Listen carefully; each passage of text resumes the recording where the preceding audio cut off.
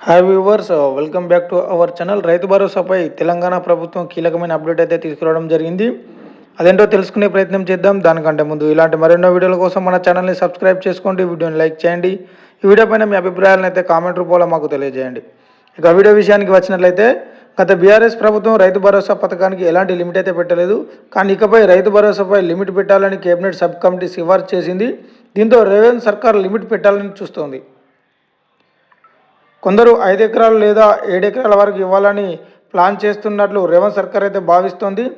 రాష్ట్రంలో ఉన్న భూములను పరిశీలిస్తే 5 ఎకరాల వరకు ఎక్కువగా ఉన్న చిన్న సన్నకారు రైతులే ఉన్నారు. 90% పైగా వీరే ఉన్నట్లు సమాచారం. అయితే ఈ రైతు భరోసా ఎమ్మెల్యేలు, ఎమ్మెల్సీలు, ఎంపీలు, ఐఏఎస్, ఐపీఎస్, అదేవిధంగా గ్రూప్ 1 ఆఫీసర్లకు ఇవ్వాల్సిన అవసరం లేదని కేబినెట్ సబ్ కమిటీ సిఫార్సు చేసింది. మొత్తం అన్ని భూములకు ఎకరానికి గాను 7,500 రూపాయలు ఇచ్చినా దాదాపు ఒక సీజన్కి గాను 10,000 కోట్ల రూపాయలు ఖర్చు అవుతాయని అంచనా.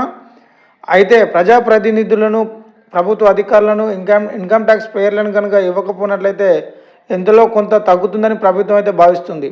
ఇలా దాదాపు 15 లక్షల ఎకరాల భూములకు అయితే రైతు భరోసా ఇవ్వనక్కర్లేదు. దీంతో కొంత నష్టం ఉందని కూడా భావిస్తోంది.